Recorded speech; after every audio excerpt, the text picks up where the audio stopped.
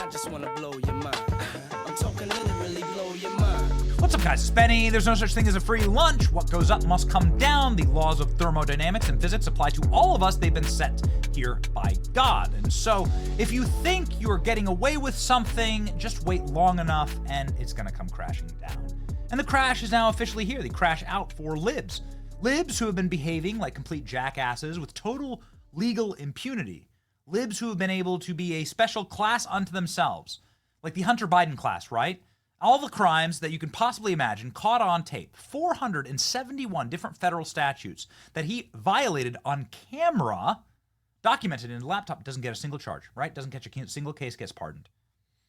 They were able to maraud and burn and rape and pillage and torch our cities and do whatever they wanted.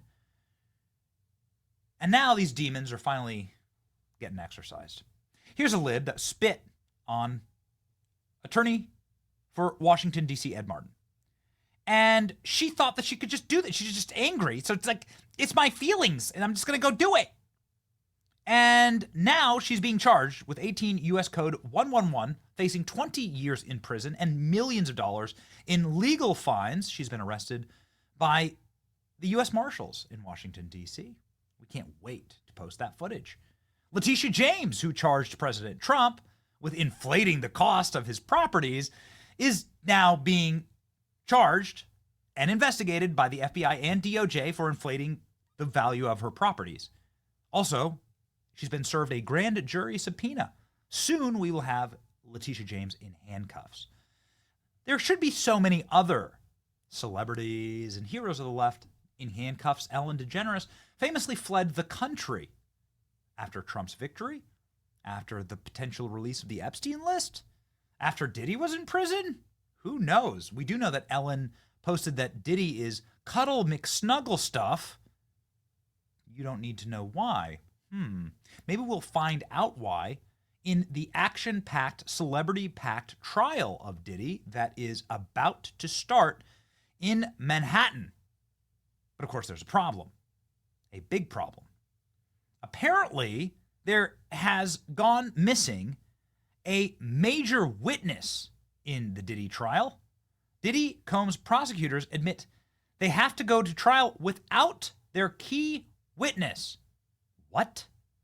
A woman set to testify against Diddy coerced her into sexual acts, may not take the stand, the feds say, possibly delivering a blow to the high-profile prosecution before a jury is even seated. The witness, dubbed as Victim 3 in court papers, has been expected to tell jurors that Combs sexually exploited her during his alleged decades-long reign of sexual terror, the prosecutors say. But the prosecution team admitted during jury selection this week that they have been having trouble contacting her or her lawyer, who's been dealing with undisclosed personal issues. Oh yeah, that's really how it goes. We do not know whether she intends to appear. We're trying to find out because we're having trouble communicating with her counsel. Prosecutor Maureen Comey says, yes, Maureen Comey, the daughter of James Comey. Goodness gracious. All right. Comey, who also worked on the prosecution team to convict Jeffrey Epstein and Ghislaine Maxwell, told the court on Monday. Oh, really? Really? Were those big victories? Ghislaine Maxwell is serving 20 years in a federal 5-star resort here in Florida. Jeffrey Epstein was killed in prison before he could reach trial. Neither of them got, I believe, what was justly deserved, right, for their victims, their crimes, and most importantly, exposing what they were actually doing, the intel op that was the Epstein honeypot, plus their clients, right? Those are the people who need to be exposed, actually. Anyway, the point is, we're talking about Diddy today. They said that she doesn't live locally and may not show up even if we try and enforce a subpoena or call her. The potential pretrial issue comes just a week after the Fed said that they had spoken with the woman's lawyer and learned that the accuser planned to use her real name during the testimony rather than a pseudonym. Prosecutors promised to provide other updates on Friday morning. The jury of 12 New Yorkers is expected to be finalized in bombshell racketeering and sex trafficking case.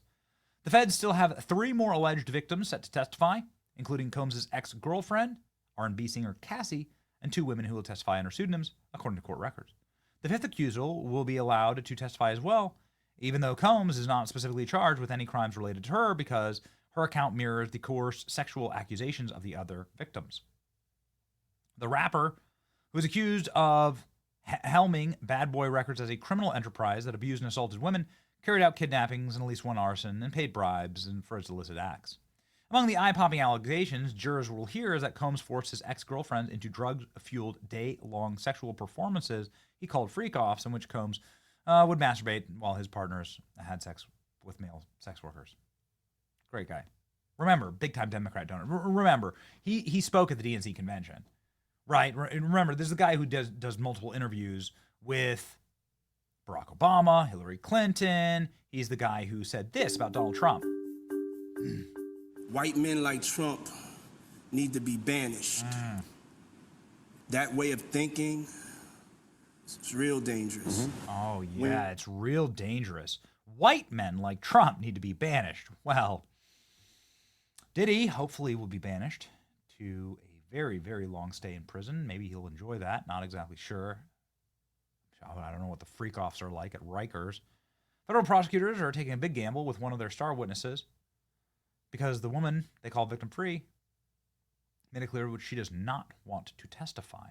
Victim 3 never cooperated with the feds, never wanted to testify. This is James Comey's daughter, okay? This is Maureen Comey. What the hell's going on here? So, are they throwing this thing? I don't know. During the jury selection, lead prosecutor Maureen Comey admitted to the feds do not know whether the alleged victims intends to appear in court to testify against him. Comey said the woman does not live locally, and they may not show up, even if given a subpoena. Begs the question, why did prosecutors add her to the Diddy indictment? Will they address her absence in the week? At this point, it's still unclear. Prosecutors testify at the beginning of this trial. Prosecutors have big decisions to make. As we reported, Comey said Monday prosecutors would be getting into the woman's story.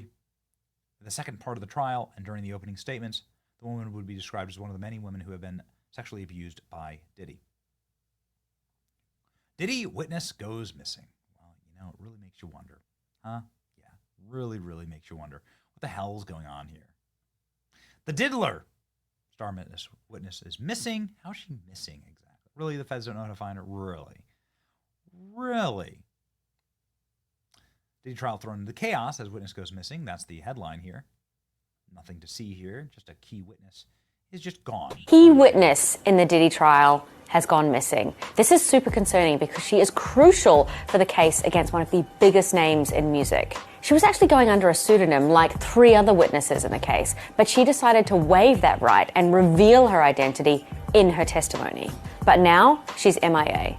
The federal prosecutors don't know where she is, her lawyers don't know where she is, and the prosecutors are using her testimony in the opening statement on May 12th. That's not that far away. For now, she's known as Victim 3, and she was subpoenaed, which means that she is required to be there. This all comes as the trial is finally underway this week. The jury will be selected by the end of the day. That's not that interesting. They're all going to remain anonymous. What is interesting is the list of celebrities who were shown to potential jurors to see if they knew them. Those names included Michael B. Jordan, Mike Myers, and Kanye West, none of whom are actually implicated in the case. There's a lot going on. In the coming weeks... Uh-oh. All right. Well, we'll see what happens. One other funny little twist here that we thought we'd cover. This is so strange. Trump hotel shooter's extraordinary links to Diddy that prove viral conspiracy theory. A shooter opened fire at Donald Trump's Doral, Miami resort in 2018. He was dismissed as a madman. And many of the gunman's ramblings remain nonsensical. But one can now be re-examined with fresh scrutiny. He said that he was a sex slave for Diddy. I was a sex slave for him. What? At the time, the comments were dismissed as delusional, and maybe he's a maniac. But now the Daily Mail can confirm that this man did know Diddy and was guarding a secret. The scandalous rapper had him sign an NDA and allegedly paid him $5 million to sign the NDA. The agreement dated back to 2014, 4 years before the Doral shooting, 10 years before Diddy's life came crashing down with a federal indictment. There it is. And so Diddy would have him, he claimed he was kept as a sex slave and was forced by the rapper into acts with his ex, Cassie, who will be testifying against Diddy. This is the guy. He was a stripper and a part-time porn star. So, what exactly? Why don't you call this? Can he call this guy? Can the feds call this guy? Goodness, I don't know why he shot up Trump Doral, but this is wild. So here he is, and these are the accused. Well, she's testifying against Diddy right there, right? Okay. The ex-porn star who shot up Trump Miami resort claimed to be Diddy's sex slave and signed an NDA in exchange for $5 million. He has the photo of the NDA, and he agreed not to ever speak for $5 million.